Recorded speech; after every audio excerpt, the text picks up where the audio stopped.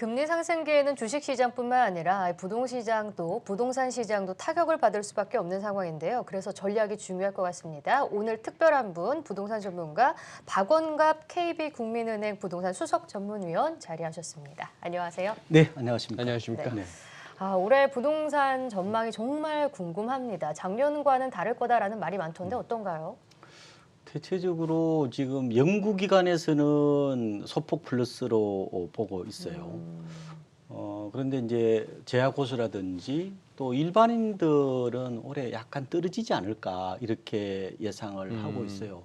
근데 아무래도 제 생각에는 이게 이제 착시 효과일 수 있거든요. 착시 효과. 예. 그러니까 통계적으로는 집값이 그렇게 많이는 빠지지 않을 겁니다.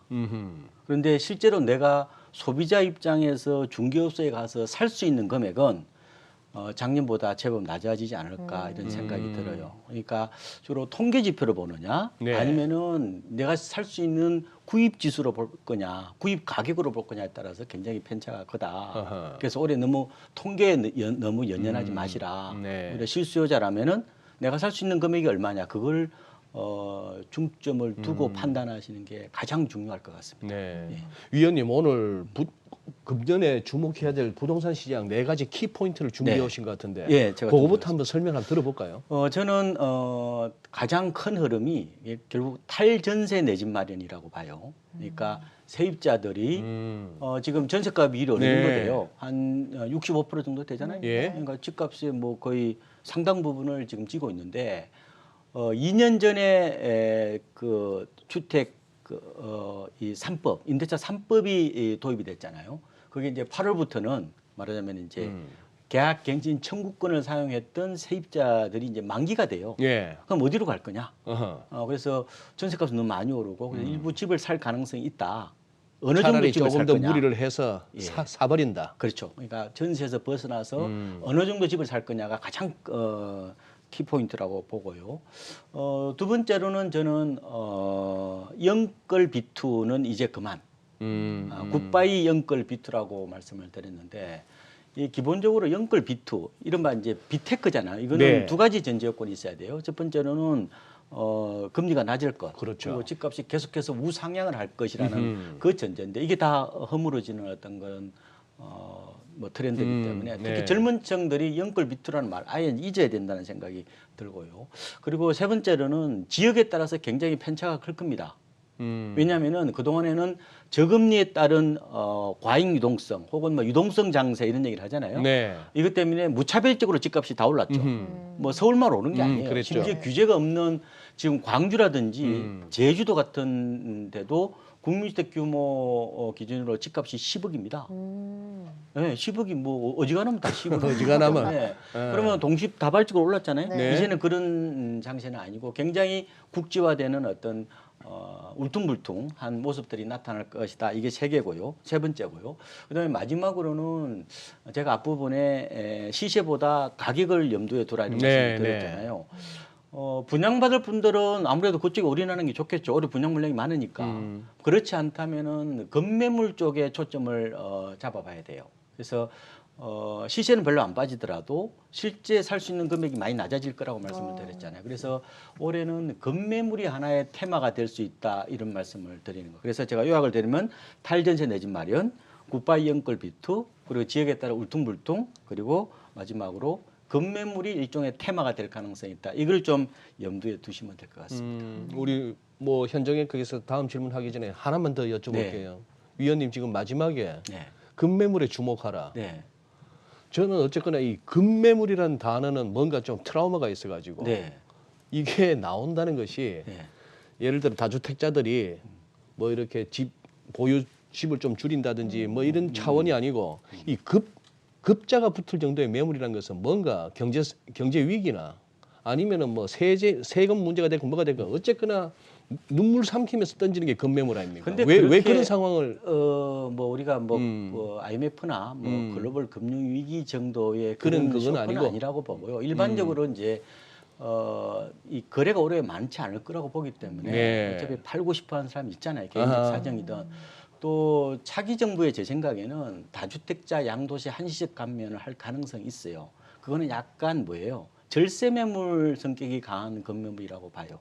왜냐하면은 지금 기본적으로 임대차 기간이 4년이잖아요. 네. 사실상. 예. 그렇게 되면은 지금 집을 살려고 그러면 결국 갭 투자를 할 수밖에 없잖아요. 음흠. 근데 지금 갭 투자 수요가 저는 올해 많이 줄 거로 보이거든요. 그럼 거래가 안 돼요. 그러면 좀 싸게 팔 수밖에 없는 상황인데, 근데 과연 건매물 기준이 어디까지 볼 거냐? 과거에는요, 집값이 쌀 때는 주변 시세보다 5에서 한 10% 정도 봤어요. 많이 봤죠. 근데 지금은 뭐 강남 같은 경우는 기본이 30억이잖아요. 네. 그럼 10%면 3억이에요. 이렇게 누가 팔아요? 그러네. 그렇게 보기보다는 한 2, 3% 정도도 있어요. 그러니까 가격에 따라서 다소 좀 차이는 있는데 제 생각에는 말씀드린 것처럼 이게 우리도 주식도 보면은 이게 거래 가격이 팔고자 하는 가격이 쭉 있잖아요. 호가가 촘촘한 경우가 있고. 촘촘하죠. 근데 아마 부동산은 최근에 거래가 많지 않기 때문에 네. 호가가 촘촘하지 않아요. 그렇기 때문에 아마 실제로 느끼는 어떤 매입 가격 그게 좀 굉장히 중요한 어떤 그런 포인트로 삼아야 된다 이런 말씀을 드리는 겁니다. 네. 네. 그러니까 금리가 인상하기 때문에 이제 연끌 비투가 이제 네. 힘든 상황이잖아요. 네. 그럼 부동산 시장에도 굉장히 이제 수요 측면에서도 네. 많이 영향을 미칠 것 같은데요. 그렇죠. 그러니까 지금 집값 상승의 원인이 여러 가지가 있지만 저는 가장 큰 원인을 바로 이런 과잉 유동성에 따른 어떻게 보면은 가격 부풀림 현상이라고 봅니다. 그래서 제가 전국적으로 다 동시다발적으로 집값이 올랐다. 근데 지금 이제 금리가 자꾸 올라가잖아요. 벌써 뭐 대출 금리가 요새 한 3% 후반이지만 네, 맞아요. 아마 올해 뭐 심지어 6%, 7%까지도 얘기가 나와요. 네. 그러니까 당연히 유동성이 줄어들면은 그에 따른 또 부담이 더 커지니까 올해는 제가 시세 통계는 잘 안 맞을 수 있다 말씀드렸잖아요. 네. 다 연구관들이 플러스를 보기 때문에 그게 연연하지 마시고 중요한 거는 어떻게 보면은 현장의 어떤 그런 흐름들이 훨씬 더 중요하다 이런 생각을 자꾸 해보고 있습니다. 그래서 올해는 좀 보수적으로 보셔야 돼요. 보수적으로? 그러니까 집은 지금은 필수가 아닙니다. 아하. 네, 지금 선택이에요.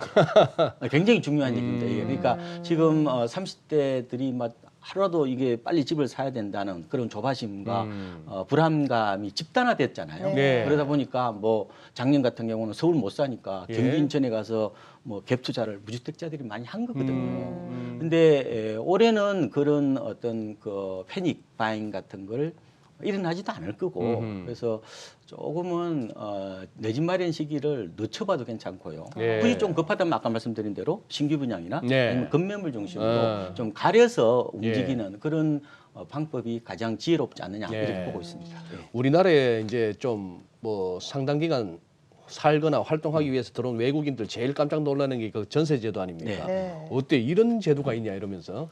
그렇죠. 세상에 이런 게 어디 있느냐. 아니 2년을 살았는데 그러니까 나갈 때 그대로 원금을 돌려주는 원금을 돌려받으니. 이거는 뭐 축복이다 이런 얘기를 했다는 거예요. 그렇잖아요. 근데 이제 그게 이제 함정이 있죠. 잘못하면은 이제 깡통 될 수 있는 일종의 그게 이제 사채업 비슷한 거예요. 어떻게 보면은 집주인이 못 갚을 수도 있잖아요.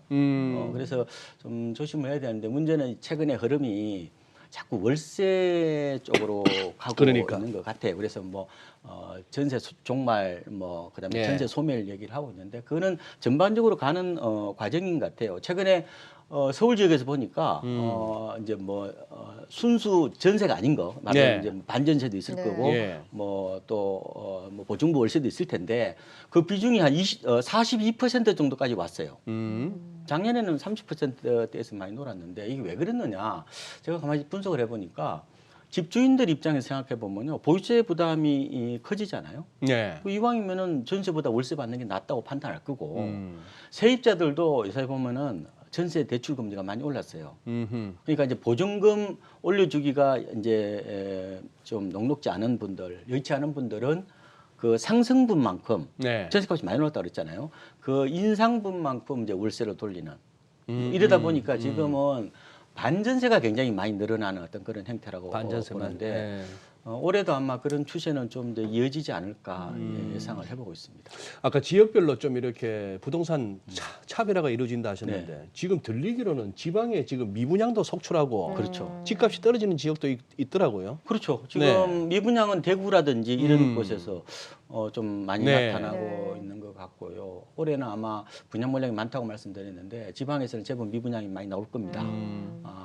그리고 집값은 지금 빠지는 데가 뭐 세종시 워낙 많이 올랐으니까요. 올랐습니다. 너무 많이 올랐죠. 그리고 뭐 빠졌다 해봐야 얼마 빠졌다고. 그렇죠. 뭐, 네. 뭐 엄청나게 네. 사실상 뭐 곱줄 오르고 뭐 2천만 원 떨어지고 네. 이게 네. 뭐 빠진 것도 아닌데 대구 같은 경우에도 집값이 약간 약세인데 지금 올해 전반적인 분석 혹은 전망은 다르다는 말씀을 네. 드렸잖아요. 네. 네. 편차가 심한데 예. 공통적인 건 있습니다. 그러니까 수도권에 비해서 지방이 좀 더 안 좋을 거다. 지방이 더 안 좋을 것이다. 예, 예. 그래서 상승률이 좀 낮을 거라고 보는데 그게 이제 입주 물량이 이 수도권보다 지방이 좀 많아요. 그리고 이제 아무래도 이제 코로나 19에 따른 여파 이게 영향을 미치죠. 지방은 뭐 투기적 수요보다는 실수요잖아요. 실수요는 결국적으로 이거 호주머니에서 이제 돈이 나오는 거잖아요. 그죠? 그러다 보니까 이제 지역 경제가 뭐 아무래도 좀 위축이 될 가능성이 있으니까 지방 시장이 좀 더 안 좋을 수가 있다. 만약에 안 좋아진다면은. 근데 지금 미분양도 나올 판인데 여전히 공급 부족이란 명제가 통합니까? 그렇죠. 아직. 아직도 공급 부족입니까? 지금 특히 서울 같은 데를 보면요. 입주 물량이 얼마 안 돼요. 올해 한 2만 가구 정도거든요. 아파트 기준으로 보면은. 그리고 수도권은 뭐 작년보다 약간은 늘어나는데 5년 평균으로 보니까 그게 또 못 미치더라고요. 네. 그래서 지금 공급이라 하면은 두 가지입니다. 하나는 이제 우리가 이제 분양받을 때, 뭐 요 요때 기준으로 따지는 분도 있고, 아니면 인허가 기준으로 따지는 경우도 있고, 그런데 네. 우리가 느끼기에는 입주 물량이잖아요. 그렇죠. 당장 아파트가 예, 들었어야 예. 되는 거죠. 그렇게 보면은 아직은 뭐 3기 신도시가 지금 분양도 아직 뭐 많이 안 하고 있고 입주하려면 적어도 한 뭐 3, 4년 정도는 걸려야 되잖아요. 그때까지 공백을 감안해 봤을 때 뭐 지금 물량 쇼크라고 할 정도는 아니다. 이렇게 보시면 될 것 같습니다. 예. 네, 그렇군요. 자, 그러면 이제 대선 후보 정책 중 하나가 이제 부동산이 가장 큰 화두가 될 수가 있는데 여기서는 저희가 주목할 점은 어떤 것들이 있을까요? 저는 대선 후보 공약을 이제 보니까 상당 부분 엇비슷해요. 특히 차별화가 안 되는. 예, 네. 예. 네. 뭐 후보들이 공통적인 게 결국은 공급 드라이브를 걸겠다는 거예요. 네. 그건 똑같아요. 예. 뭐 형태가 약간 다를 뿐이지. 그것도 예. 보면은 30대 중심으로 뭐 분양가를 낮춰가지고 일단은 진입 장벽을 뭐 낮추겠다. 그것도 비슷해요. 다만 이제 보유세라든지 이런 양도세 부분에 대해서 조금은 편차는 있습니다. 그런데 저는 개인적인 생각으로 아까 이런 말씀을 드렸잖아요. 아마 차기 정부에 누가 집권을 하든 누가 되든. 다주택자에 대한 한시적 감면은 할 가능성이 있다. 이 정부들을 두 번 했거든요. 네. 그래서 제가 아까 제가 실수요자들도 그런 매물들을 좀 관심 있게 지켜봐야 한다고 말씀을 드렸는데 아마 멀리 바라보면은 결국은 시장이 펀더멘탈이잖아요. 네. 정책은 어떻게 보면은 시장을 따라가는 어떤 측면이 있기 때문에 어떤 대선 후보들의 어떤 공약도 중요하지만 그거보다 지금 시장의 큰 트렌드를 봐야 되잖아요. 네. 지금 서울 수도권 기준으로 아파트 값이 올해 오르면요 9년째 올라갑니다. 실거래가 기준으로 따지면 올해 11년째예요. 너무 많이 올랐잖아요. 예, 예. 그런 어떤 너무 비싼 이 집값 이걸 기준으로 판단하는 게 저는 더 맞다. 시장 사이클을 보는 게 훨씬 맞지 않을까 이렇게 생각을 해보고 있습니다. 어떻게 보면 분양은 네. 증시로 치면 공모주 비슷한 건데 네. 무조건 받아야 됩니까? 어디 뭐 올해는 분양 소식 조금 들리면- 가려야 되지 않겠어요. 미분양이 나온다는 얘기는. 그런데 이제 제 생각에는 서울은 일단 무조건 받는 게 낫겠죠. 아무래도 네. 뭐 시세 네. 뭐 60% 심지어 한 절반 가까이 되는 것도 있으니까. 그런데 이제 수도권 쪽에서는 최근에 약간 좀 송도 같은 데서 보니까 이상 기류가 나타나고 있어요. 그래서 수도권은 뭐 좀 가려서 청약을 하고 지방 같은 경우는 올해 미분양이 나온다고 말씀을 드렸는데 더 좀 가려야 되지 않을까. 그래서 이제 주변 시세를 보면 알 수 있잖아요. 그죠? 그렇죠. 네, 그것도 네. 보시고 우선 또 자금 조달 계획이 이게 더 중요해요. 그래서 특히나 지금 민간 택지 같은 경우도 분양가 상한제가 적용되는 아파트는 이게 입주와 동시에 들어가야 돼요. 의무적으로 살아야 살아야 되거든요. 되니까. 그래서 옛날에는 뭐 돈이 좀 모자라면 일단 예. 전세를 놓고 나중에 입주를 했잖아요. 네. 여시 예. 안 될 수가 있어요. 예. 그래서 소위 말하는 선제 임대 후 입주 전략들이 안 통할 수 있으니까 자금 계획을 좀 꼼꼼하게 마련하는 것도 굉장히 중요한 포인트다 이런 말씀을 드리고 싶습니다. 알겠습니다. 네. 예. 오늘 말씀 여기까지 듣겠습니다. 박원갑 KB국민은행 부동산 수석 전문위원과 함께했습니다. 고맙습니다. 감사합니다.